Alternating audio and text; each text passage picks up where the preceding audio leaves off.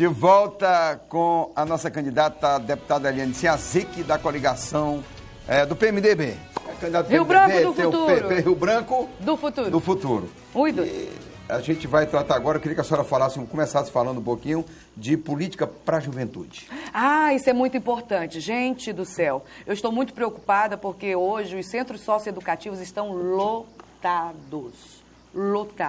A cadeia aqui em Rio Branco e também no interior estão lotadas.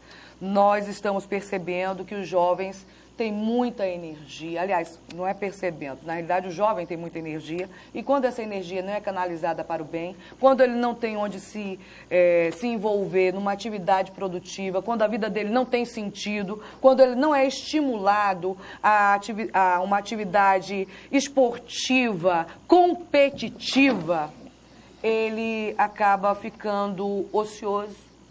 Aí começa a fumar uma maconha ali, começa a fumar uma maconha acolá, quando vê, pensa que não está cheirando uma cocaína, um crack, para a vida fazer sentido. Para a vida fazer sentido. Sim, porque você precisa ter um sentido, você precisa ter um motivo para sair da cama de manhã, correto? Se você não tem sentido para sair, você não tem motivação nenhuma para sair da cama de manhã, você vai buscar essa motivação principalmente nas drogas.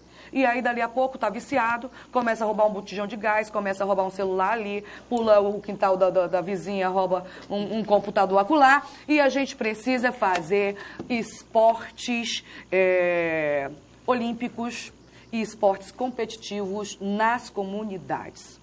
Eu quero levar artes marciais para as comunidades, quero ocupar as praças públicas e os vazios urbanos com esportes que dá para a gente envolver essa comunidade. Principalmente no horário que eles estão mais vulneráveis, que é das 6 às 11 da noite, que é um horário crítico, de acordo com o nosso levantamento, onde os jovens são assediados e envolvidos são assediados e chamados. Esses jovens, qual é a ordem de grandeza deles? Quantas centenas, os milhares deles? Olha, nós temos hoje uma taxa de desocupação na juventude muito alta, em torno de 32%. Isso se apresenta numericamente? Não sei te falar numericamente, porque a gente faz as pesquisas por várias faixas etárias, né? Então, assim, eu vou te falar hoje, por exemplo, taxa de desocupação que a gente chama dos 14 até os 17 anos de idade, né? É uma medição, que estaria numa faixa etária que poderia estar ocupado com alguma coisa, estudando e desenvolvendo alguma habilidade, né? Ou seja, uma habilidade laboral, de trabalho, ou uma atividade recreativa, de lazer cultural e etc. Nós precisamos botar para funcionar os teatros, a cultura novamente. Nós temos o Teatro Barracão lá na Baixada, que hoje é um prédio que não serve para nada. Né? Nós temos alguns espaços que não são utilizados, estão no meio do mar. Mas, deputada, e que a gente precisa botar para funcionar. É onde eu vou precisar de gente. É onde eu vou precisar de gente. Tudo que a senhora disse até aqui agora custa grana. Sim. Custa dinheiro. Sim, custa dinheiro. Tudo. Para construir seus postos de saúde, para construir as calçadas, as duplicações de avenidas, as escolas, etc, etc. Eu tenho 4 anos para fazer o que está no meu plano de governo, sim, que fique bem claro, tá? Sim. Que não vai ser no mês de fevereiro que vai estar tudo pronto. Será que a única prefeitura do Brasil que tem orçamento capaz de receber essa demanda é a de Rio Branco? Meu amigo, a gente vai trabalhar para que a gente faça a coisa desengrenar. E eu estou respondendo. Não é a única que você colocou. Não, tem muitas prefeituras no Brasil. Que estão bem. Osmir, ele é caótico, ele quer desenhar uma coisa caótica. Vamos para aí, Narciso. O Marco Alexandre não vem realizando, apesar de mais dificuldade, também vem. Espera aí. Vamos pegar na prefeitura mais rica do Brasil. Agora mesmo. O Marcos Alexandre fez um negócio com a Caixa Econômica Federal para pagar os vencimentos dos servidores municipais pela Caixa. Isso representou 14,5 milhões de reais nos cofres da prefeitura. Tem como buscar os recursos, tem como fazer as parcerias, tem como fazer os convênios. Nós temos as igrejas que, notadamente, têm desenvolvido um papel essencial no resgate de vidas, no apoio às crianças e aos jovens que estão se enveredando pelo mundo do crime e das drogas. A gente vai buscar esses apoios, a gente vai fortalecer esses apoios. Tem igreja estruturada que hoje passa o dia todinho de porta fechada, só abre à noite durante o culto. São igrejas que a gente pode, por exemplo, estruturar para que ela seja creche durante o dia, para que seja, por exemplo, um centro de convivência para idosos, que nós temos também muitos idosos. Nós temos em Rio Branco cerca de 30 mil idosos. Parceria. Parceria, gente. A gente está, inclusive, com uma proposta muito interessante, que é voltar a fazer os mutirões com as comunidades. Naqueles lugares que a gente não conseguir colocar o asfalto, a gente compra o tijolo e a gente chama a comunidade e a gente vai sábado e domingo com algumas pessoas da prefeitura e a comunidade sentar tijolo. Mas a gente vai fazendo com amor, com carinho, com zelo, com a verdade, falando o que de fato dá, o que não dá. A gente vai buscar com a comunidade o que é prioridade, de acordo com o que a gente tiver em caixa e de acordo com aquilo que a gente pode buscar no governo federal. Bloco. Mas além do que, Eliane, permite, urbana, você está esquecendo um detalhe importante. E pelo menos daqui a 2 anos, ela é a queridinha do Temer. De qualquer maneira, tem o apoio do presidente da República. Não, mas eu quero fazer uma pergunta em cima do programa novamente, que a Astéria até já abordou, mas não prosseguiu. Certo. Que é a questão da mobilidade urbana. Hoje é um problema de preocupação em todos os municípios brasileiros acima de 100 mil habitantes. Acima de 100 mil habitantes já está dando problema. Isso, Osmi, porque Rio Branco, por exemplo, foi uma cidade desbravada. São raros os bairros que você observa que tem um traçado, que tem quadras, né? Tem casa no meio da rua ainda. Né? Então, assim... Pede uma rua e a rua continua lá na frente, né? Você vê, nós não sabemos onde começa e onde termina um bairro, porque não existe identificação nem de rua e nem de bairro. Não existe, a gente precisa identificar. Hoje, para você pegar um táxi, o taxista pergunta assim, próximo de onde? Um ponto de referência. Se você falar o nome da rua, já fica complicado. Principalmente nos bairros mais distantes do centro da cidade. Então, a gente precisa identificar esses bairros. A gente precisa também mudar alguns hábitos. A questão não é só a abertura de rua. A questão não é só fazer o calçamento para facilitar a mobilidade urbana.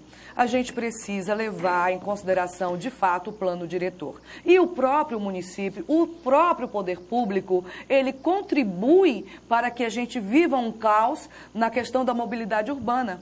Quando instala as suas secretarias em ruas estreitas, em ruas que não tem calçamento, em rua de mão única. Né? Então, a gente precisa também rever essas acomodações das secretarias do município. Vou dar um exemplo para você de como a gente também pode dar uma aliviada no trânsito com medida paliativa e simplificada. Se a gente muda o horário de entrada em algumas escolas, a gente também facilita o trânsito. Porque se você sai da sua casa às 6, é diferente o trânsito que você vai pegar às 6h05. É diferente do trânsito das 6h30, é diferente do trânsito das 7 horas. Então, se você muda alguns horários de entrada e de saída de escolas, você também diminui o fluxo pelas avenidas. Isso é uma medida inteligente, criativa, porque a gente não vai conseguir sair alargando tudo quanto é rua. Não dá para fazer isso. Não dá. A gente precisa combinar com o pessoal do comércio, a gente precisa combinar com o pessoal das escolas municipais, das escolas privadas. Proibição, né? Gente, proibição de entrega de mercadorias em determinados horários. Você para aqueles caminhões que impede né? Isso é uma outra medida interessante. É uma outra medida interessante. Então, assim, tem algumas coisas que a gente pode fazer que não requer recursos financeiros. Sabe? A gente precisa fazer estudo de impacto de vizinhança, por exemplo. A pessoa quer montar um grande empreendimento, a gente tem que ir lá, a prefeitura tem que dizer, olha, vamos fazer um pouquinho mais recuado, porque aqui a gente pode aumentar essa rua. Aconteceu isso ali no Daiane, da Antônio da Rocha Viana. Não é? Ali não foi feito um estudo de impacto de vizinhança. Quando você leva um empreendimento daquele tamanho para aquela localidade, automaticamente você aumenta o fluxo de veículo. E não precisa ser um engenheiro, não precisa ser uma pessoa viajada, estudada em Harvard para saber que os veículos iriam aumentar a frequência por aquela rua e que iria causar congestionamento. Né? É só uma questão de você ter mais sensibilidade e não fazer as coisas de forma atabalhoada. Ô, deputada. Tem que pensar, tem que fazer com organização e planejamento. Deputada, eu por natureza, eu abomino o nosso regime de governo, o regime presidencialista. Osmir, o presidencialismo, e num país A única coisa que eles concordam é nisso. Né? E num país avacalhado como o nosso, que tem 35 partidos políticos, 28 deles. Foi aprovada agora recentemente a cláusula de barreira. Barreira né? e tal. Mas vamos ver se chega lá. Já começaram a abrir as janelas. Mas eu queria falar do meu plano de governo. Já queria abrir as janelas. É que ele vai falar da Constituição da Base. Mas eu vou falar de uma coisa mais importante. Acho que é importante isso. Não tem disputa eleitoral no Brasil, e eu não estou reportando a senhora. A senhora hoje, foi ontem, o outro, se tivesse 10 candidatos, eu dizia a mesma coisa.